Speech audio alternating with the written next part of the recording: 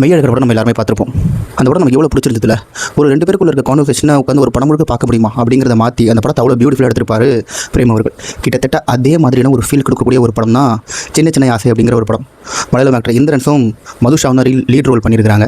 ஆக்சுவலாக வந்து ரொம்ப சும்மா ஏதாவது பார்ப்போமே அப்படின்னு சொல்லிட்டு எதிர்ச்சியாக பார்த்து இந்த படம் வந்து இந்தளவுக்கு ஒரு இம்பாக்டை கிரியேட் பண்ணும் அப்படின்னு சொல்லிட்டு சத்தியமாக நான் நினைக்கல.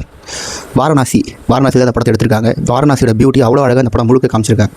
ரொம்ப சிம்பிளுங்க. வாரணாசிக்கு ஒரு குரூப்பாக ட்ரிப்புக்கு வர ஹீரோயின் மதுஷா அவங்க வந்து அந்த குரூப் வந்து பிரிஞ்சு போய்ட்றாங்க. அவங்கள அந்த குரூப்போட சேர்த்து வைக்கிறதுக்காக நம்ம ஹீரோ இல்லை லீட் ரோல் பண்ணியிருக்க இந்திரன்ஸ் வந்து முயற்சி பண்ணுறாரு.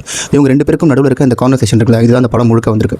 ஆக்சுவலாக வந்து வாழ்க்கையில் எல்லாமே இழந்த ஒரு நபர், வாழ்க்கை மேலே ஒரு மிகப்பெரிய வெறுப்பு இருக்கக்கூடிய ஒரு நபருக்கும், வாழ்க்கையில் பெருசாக எந்த வித கஷ்டமும் இல்லை, நான் வந்து வாழ்க்கையை வந்து ரசித்து வாழ்கிறேன் அப்படின்னு சொல்லக்கூடிய ஒரு ஆளுக்கும் இடையில் எடுக்கக்கூடிய ஒரு கான்வர்சேஷனாக தான் இந்த படம் முழுக்க இருக்கும்.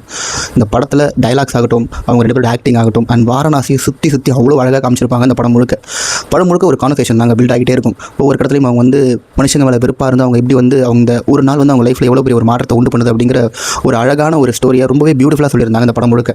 சரி, படத்தோட எண்டிங்கில் வந்து ஒரு ஹாப்பி எண்டிங்காக முடியும் அப்படின்னு நினச்சிட்டு இருக்கப்போ ஒரு எதிர்பார்க்காத ஒரு எண்டிங், ஒரு சோகமான ஒரு முடிவு தான்.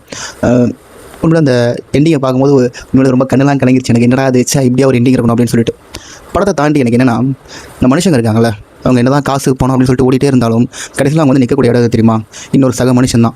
நம்ம காசு பணம் சேர்த்து வைக்கலாம் எவ்வளோ வேணால், ஆனால் நமக்கு ஒரு கஷ்டம் அப்படிங்கிற வரப்போ ஒரு சக மனுஷங்கிட்ட போய் தன்னுடைய பிரச்சனையை சொல்லி அழுற, தன்னுடைய பிரச்சனையை சொல்லி அவங்க தோளில் சாஞ்சிக்கிற, விட்ரா பார்த்துக்கலாம் அப்படின்னு ஆறுதலாக சொல்லக்கூடிய அந்த வார்த்தைக்காக தான் நம்ம எல்லாருமே இயங்கிட்டு இருக்கோம். அப்படி ஒரு இயக்கத்தின் வெளிப்பாடாக தான் இந்த படத்தை நான் பார்க்குறேன்.